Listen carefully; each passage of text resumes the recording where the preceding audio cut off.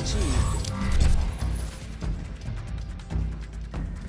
And with a single tap of the hand, or multiple taps of the hand, if you will, and a little bit of a grin, the UFC's heavyweight division became a whole hell of a lot more interesting. Welcome back to Kamikaze Overdrive MMA Predictions. As always, I am your host, Scott Johnson, and on this episode of the show, we're breaking down the upcoming UFC Fight Night 69 event, which will take place live from Berlin, Germany. I'll be giving you my 4 main card predictions, and all my preliminary predictions will be slightly abbreviated and available at kamikazeoverdrive.net. This event, of course, remember, it's taking place in Germany. I believe it's only available on Fight Pass, and it's an afternoon event where I am, so double check the listings to make sure you don't miss out on the live action. Now, one thing, if you are a bet pack purchaser or planning on buying the bet pack for this card, make sure you contact me before Thursday night, because it's Thursday night, after Thursday night, all the way through to after the event, I'll be unavailable offline, so if you're having trouble accessing the information, I won't be able to help you at that point in time. So double check that you can, and please get in contact with me if you have any issues. Now, as far as the heavyweight division is concerned, we saw UFC 188 Fabricio Werdum submit Cain Velasquez to become the new undisputed. He shook off the interim title name and became the undisputed heavyweight champion of the world. And it becomes very interesting, because before with Cain, you know, he had trounced Junior Santos twice. He was a very dominant champion, and we really, you know, a lot of people are saying that I don't see anybody of interesting fights that are worthwhile. Keep this in the back of your mind with matchmaking going forward. Fabricio Werdum, the current UFC heavyweight champion, has lost to not 1, not 2, not 3, but 4 current UFC fighters, heavyweight fighters on the roster. Alistair Overeem, Junior Dos Santos, Andrei Arlovski, and way back in Pride, Big Nog he lost to as well. I don't see Big Nog contending, but the other 3 guys are all currently, you know, in contention, especially Arlovski and Junior Dos Santos certainly licking his chops, the opportunity to get back in the title mix, and our potential opponents. Me, personally, I want to see the Pitbull, Andrei Arlovski, fight Werdum for the title. You know, we saw a guy like Matt Brown came up a little bit short in his pursuit of getting back in title contention. Conversely, it was at the expense of Robbie Lawler was able to capitalize on that, get his title shot. I want to see another opportunity given to a fighter who's really put it together and rebounded nicely after it looked like their career at the elite level was over. Give Andrei Arlovski that title shot, Dana White and company. I think he deserves it. But you look at, there's all kinds of potential fights out there. Ben Rothwell, Junior Dos Santos, Steve Miocic, Alistair Overeem. All these guys are licking their chops at the opportunity to get in the cage and fight Werdum. And I'm not against Cain Velasquez getting a rematch, but make him fight a couple of times. Show that he can be active, show that he can stay healthy and get himself in there and contend, you know, mixed up. I'm thinking Cain Velasquez, Travis Brown makes the most sense next for both those guys where they are in their careers, which is a terrible matchup for Travis Brown, but nonetheless, I think that's an opportunity, a fight that should be made. And I'm very interested to see where the heavyweight division goes forward, but let's get a couple fresh faces in there contending for the title. It's a little bit of a long ramble for me to kick things kicked off. As I said, if you're buying the bet packs, make sure you contact me before Thursday night if you have any questions or need some help. And let's get to the first prediction of the evening. The first of 4 main card fights in the evening takes place in the UFC's lightweight division as Nick Sergeant Hein, 11-2-0 with 1 no contest of Germany, takes on the undefeated Polish fighter debuting Lukasz Sajewski, currently holding a record of 13 wins and no losses. I'm probably butchering his name, but we'll do my best to move forward. Hein, he's fighting at home. This is his 3rd UFC fight. As I say, he's from Germany. His 3rd UFC fight for Sajewski. He's making his debut after an 11-month layoff. His first debut in Brazil was scrapped, and he's fighting. He's from Poland, so it's not like he's having to travel a great distance to come for this matchup as some other fighters in the card are. Physically, the Polish fighter, a 2-inch height advantage, and he's 6 years younger than Nick Hein. I didn't get a reading on his reach advantage. Based on their physical makeups, I would think he'd have a slight reach advantage, maybe slight to moderate. Big question is, who is Lukasz Sajewski? We don't know a lot about him. He's a teammate of Piotr, a fellow UFC fighter who's also fighting on the preliminary portion of the card. He has a notable win over Bellator standout Marcin Held, came back in 2010. He has 2 wins by knockout, 7 wins by submission, and he's undefeated, as I said, and he's also gone to the judges' scorecards 4 times, winning all of them. He's a decent striker, nothing overly flashy or exciting, basic skills, likes his lead jab to build stuff off of, throw some good combinations. Not a big volume guy, a lot of single strikes, maybe 2-punch combinations at the absolute most. Minimal kicking game, and he's fairly sound defensively. On the mat, he's got a pretty good ground game, as indicated by his 7 wins by submission. He's a decent wrestler, not the most technically sound takedown artist, and he has pretty good takedown defense. He likes to muscle a lot of his attempts. Now, for Sergeant Hein, if you will, he's a black belt in judo, a blue belt in BJJ, and he's a physically strong fighter. He has just a single win by knockout, but he's 4-0 in fights ending by submission, and he's 6-1 when fights go the distance, with that lone loss coming against James Vick in his 2nd UFC fight. He is a power puncher. He relies on short hooks with a nice little jab to build it off of. His left hook is his primary weapon. Not a ton of kicks, but he will mix them in where appropriate. He can counter-strike as well, which he'll try and stick that left hook in when his opponent comes forward. Really, when they try to commit to an attack, he will flurry and look to crack him with some big shots. Now, one thing he does very well is he sets up his takedowns exceptionally well. He'll attack, make them cover up, and then change levels for a takedown. It can be a little bit predictable, though, when fighting at range. Sorry, a little bit predictable. And at range, because of his shorter stature, he's not the greatest fighter. But again, against James Vick, a lot of guys are going to struggle at range because of how tall they are. So I expect to see him have a little more success here. I would think overall his judo base is going to allow him to dictate the pace of where this fight takes place. If he wants it on the mat, he will take it there. If he wants to stay vertical, he's going to defend the takedowns. I think that's big. He'll score some takedowns against Sajewski in this fight, and I think that's a big advantage he will have. You know, I think the Polish fighter's lack of impactful striking, it's not going to measure up well against Hein, who throws a lot, and he throws hard punches. Even if they're not connecting fully, it's going to look more significant than what his opponent is throwing. Another thing to keep in mind, with the 11-month layoff, Hein has fought more recently, and he's also fighting at home, so there's some significant advantages there. And my prediction is Nick Hein to defeat Lukasz Sajewski by decision. Again, I apologize for butchering that name. Fight number 2 in the main card takes place in the UFC's welterweight division as 14-4-1 Peter Sobotta takes on Stephen the Steamroller Kennedy with a current record of 22 wins and 6 losses. Now, Kennedy is debuting on fairly short notice, stepping up in just 2 weeks to replace Sergio Moraes. And one thing we look at right off the bat is Kennedy, for the most part, is kind of that wrestler-boxer type. Wrestling and boxing oriented fighter, where Moraes is more of a BJJ, well, not more of a, he is absolutely a BJJ, so definitely a different fighter for Sobotta to be staring at. Kennedy might be stepping up on short notice, but he fought just 3 months ago, so he's fairly fresh as far as, you know, he's not going to have a lot of ring rust coming into this matchup. For Peter Sobotta, this is his second stint in the UFC. He went 0-3 the first time around and certainly did not look ready for the big step up to the big stage. He did make the most of his return, picking up a fairly impressive win in his return bout. For Kennedy, he's coming from a fairly low-level camp, but he does hold a notable win over Ultimate Fighter alumni Manuel Rodriguez, and he fought and lost to Jesse Taylor, Strikeforce and UFC veteran, back in 2012 where he was submitted.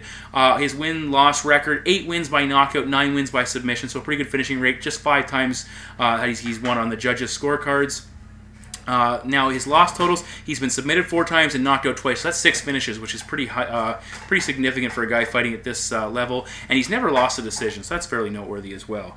He's a BJJ black belt, freestyle wrestling background. He does have some boxing and other combat striking experience. For the most part, he's fairly well-rounded. As I said, decent boxing. He stands a little bit too vertical in the footage I've seen, which I don't really like, and that can lead to being taken down. Rodriguez had a lot of success taking him down and spent the majority of the round that he scored the takedown on top of Kennedy, which was a little bit concerning. But Kennedy turned the tables on him in the next round, scoring a takedown, holding the top position for quite a while, and eventually locked up a Kimura to finish that matchup. He doesn't meld his skills, you know, his striking and his grappling skills together that well. He appears he's either in striking mode or he's in wrestling or grappling mode. He's not overly fluid, looking to work them in conjunction. Again, another thing to keep in mind, because the low-level circuit he's been competing on, some of his success with his wrestling could be a product of the lower-level competitions he's been facing, which is something to keep in mind as well. For Sobotta, he's a BJJ black belt. He also has a background in Judo, Taekwondo, and Muay Thai, so he's fairly well-versed in a variety of techniques. He has 4 wins by knockout, 9 wins by submission. He is 1-3 in fights that go the distance, which were his 3 UFC losses. And he has no losses since initially being released by the Ultimate Fighting Championships. 5 straight wins in that span all came by submission, and all were by, interestingly enough, rear naked choke before his re-debut, which he picked up a win by decision. Of his 9 submission wins overall, 6 have come by rear naked choke, so it appears to be a position he favors and will look for if this fight does hit the mat. I thought Sobotta looked much better in his return. He looked very sharp with the striking. He landed some nice hard low kicks and some body kicks. He had a nice right jab through some good combinations, and he was mixing up his attacks fairly effectively.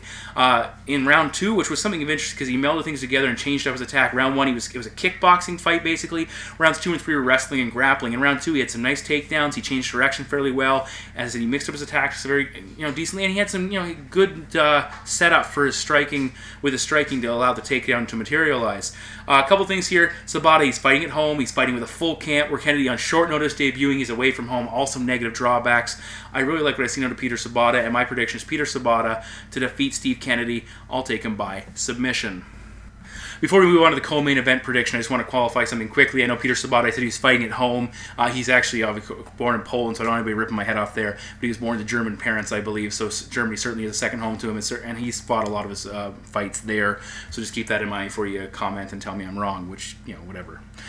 We are moving on to the co-main event now. So we have UFC featherweights, top 15 ranked fighters. At the number 12th ranked Dennis Siver, 22-10-0 with 1 no contest. Battles the number 15th ranked The Crusher, Tatsuya Kawajiri of Japan, with a current record of 33 wins, 8 losses, and 2 draws. Now, for the most part, the winner here is going to stay in the top 15, potentially get a shot at a guy who's in the fringe top 10. Remember, Siver was in that top 10 at one point in time. He's had a couple setbacks and has certainly struggled a little bit of late and is slipping down. Kawajiri in the UFC, a guy who probably waited a little bit long to make it to the big show, but nonetheless, he's 1-1 so far. He's coming off a fight of the night, a performance against Clay Guida. Unfortunately, he lost. He really needs a win here to remain relevant, or else he falls to 1-2. And I don't think they'll get rid of him, because I'm sure they'd love to use him on a card in Japan, but he certainly takes a big drop down the rungs of significance in the division. Keep in mind as well, Kawajiri, he's been on the shelf for 14 months since that Guida fight, so that's a long time, certainly for an older fighter to be out of action, so ring rust certainly could be a factor. For Dennis Siver, he has just a single victory in his last 4 fights, with the no contest that was initially a decision with Romantic Gambarian. His losses, though, in that time period, got knocked out by Conor McGregor and Cub Swanson, so elite-level guys. He's been to the top. He hasn't been able to deal with those top-level guys, so certainly he's not going to be a top 10 or top 5 fighter, but he can be a fringe top 10 guy, and that's what he's looking to reestablish here. For Kawajiri, strong wrestling background. 12 wins by knockout, 10 wins by submission, 10 by decision, so a lot of fights. Loss-wise, 2 losses by knockout. He's been submitted 3 times, and he has 3 decision losses on his record as well. For Siver, he's a black belt in Taekwondo, a BJJ purple belt, a judo belt, a green belt in judo. I was getting a little mixed up there. He also has a background in wrestling, kickbox. He's a kickboxing champion, and also has he's done some work in sambo as well. His win-loss record: 5 wins by knockout. He has 9 submission victories, and he's 8-2 when fights go the distance. In the loss columns, 3 losses by knockout, 5 by submission, so he's suffered a number of stoppage defeats too. It's a bit concerning for a fighter at this level. I talked about that already.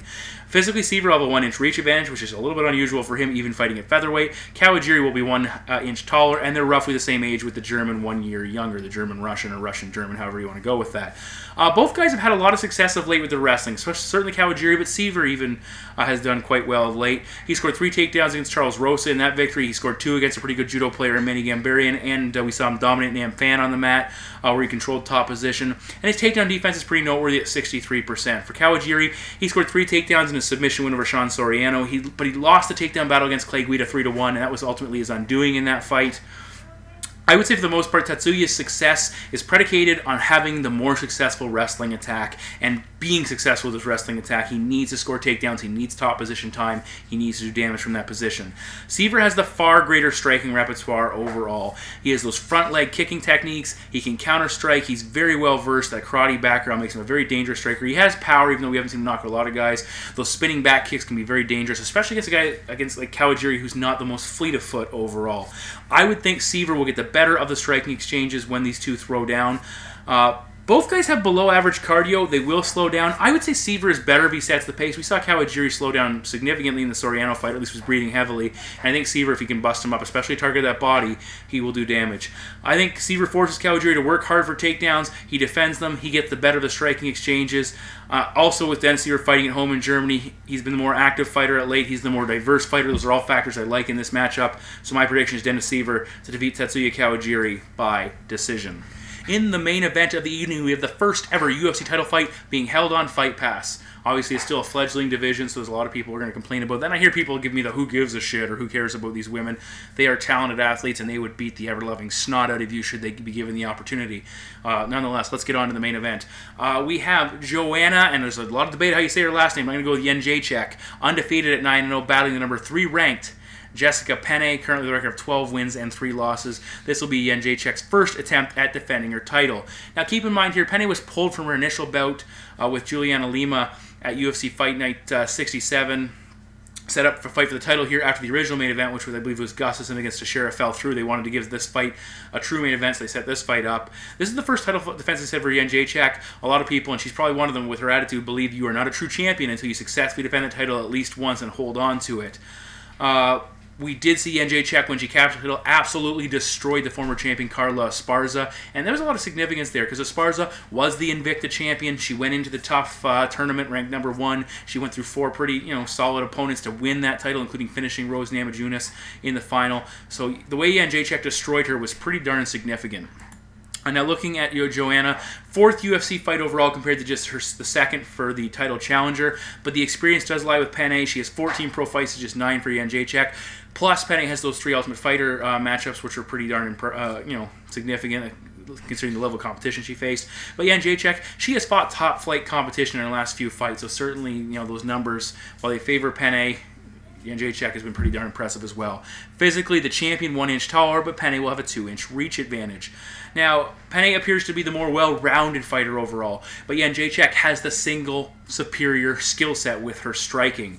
The champion, as I said, she absolutely pasted Carla Esparza. She stuffed 16 of the 17 takedown attempts by the former champion when she tried to take her down, used a nice sprawl, kept Esparza at distance, forced her to come forward, unsuccessfully looking for takedowns, and listen to this total. She outlanded Esparza in significant strikes, 53-4. She absolutely blew her out. It was almost hard to watch at times the way Carla was getting absolutely destroyed. And on top of that, Jędrzejczyk, her landing rate, 50%. Every 2 strikes she threw, she landed 1. So that's pretty effective overall. She's an outrageously talented Muay Thai striker, accomplished multi-time Muay Thai champion, and you can see it in her striking game. She strings together massive combinations. She uses all of her weapons, elbows, knees, kicks. Everything she has in her arsenal punches, she will throw it. She can work at close range or at distance, very effective in both positions. And against Esparza, she kept the cage off exceptionally well, cut off the cage, kept the pressure on, cut off the cage. The performance overall was unreal, and it was considering she was facing a fighter who had been very dominant for the last little bit in that division. And with the threat of the takedown, it's hard to believe a Muay Thai striker can come forward as much as she did, stuff the takedown almost willy-nilly, and then continue to attack. Now for Jessica Penne, she is certainly a live dog here as far as capabilities. She has serviceable, above-average striking. She has some nice low kicks. She'll throw a push kick as well. She gets good extension on her strikes. A couple things, though, I am concerned with. She was getting cracked by Randa Marcos in some of the exchanges when she opened up and looked to engage. Marcos was able to counter and stick some strikes in there. I did like the way Penne kept the pressure on, but at the same time, Marcos was able to back her down at points, too. She's not nearly as accurate or, for the most part, ferocious as the champion. I think that could cost her in some, tough striking exchanges. Again, another thing to keep in mind here, she was struggling on the Ultimate Fighter show with Esparza's striking. She was getting tagged with some big shots, and again, we saw Esparza is not anywhere near what Jędrzejczyk is capable of. But again, Jessica Penne knows this is an opportunity to fight for the title, and it's a different situation than fighting on the Ultimate Fighter. But for the most part, the challenger's avenue to victory is on the mat. She had success putting Marcos on her back, but keep in mind, Randa was the one initiating the grappling exchanges there and allowing them to tie up and go to the mat. And that's something I don't think Jędrzejczyk is going to do. Penne does have a good guard. If she does wind up on her back, she's very crafty from that position. She's a good scrambler. She's a BJJ black belt and has 7 wins by submission. But again, I'll repeat this. Joanna is not going to be taking her down or, for the most part, playing on the mat unless she gets a little bit careless or really feels she has her hurt and can finish. I think she's going to defend, separate, and go back to work with her striking. Overall, Jessica Penne does not have the wrestling of Carla Esparza or Claudia Gadelha either, who did have success taking down Joanna 7 times in that matchup, but Joanna was able to get right back up and go right back on the offensive. I think Jędrzejczyk is going to stuff the takedown attempts, and she's going to light Jessica Penne up on her feet. And even though Jessica's a very talented fighter, I think she's way in over her head here. And my prediction is Joanna Jędrzejczyk to defeat Jessica Penne by TKO. So those are my 4 main card predictions for the UFC Fight Night 69. It's not the greatest event as far as names are concerned, but we've seen time and time again. This doesn't always hold true, but more often than not, we do see it play out like this. Fights like this that don't have a huge bunch of names do lead to pretty exciting, fun matchups. So we'll have to see how that plays out. There's some interesting names in the prelims. I'm really looking forward to the main event and co-main event. But as I said, I'm not actually going to be able to view this firsthand. So if you have any issues with the Fight Pass, you need to get a hold of me before Thursday night comes. So just double check if you've already bought the monthly subscription that you still have access to it. There should be no issue there, but double check that you're able to get to it and contact me if you do have an issue. The bet packs will be on sale. I believe I'll give you some kind of deal if you buy both the remaining bet packs for June. And we have a massively busy schedule heading into July, which I'm looking forward to as a fan. At the same time, workload, it's going to be pretty extensive. So, as always, guys, thanks for listening. Enjoy the fights, and I will see you back here. I believe we'll be getting ready for UFC Fight Night 70. So, take care, guys.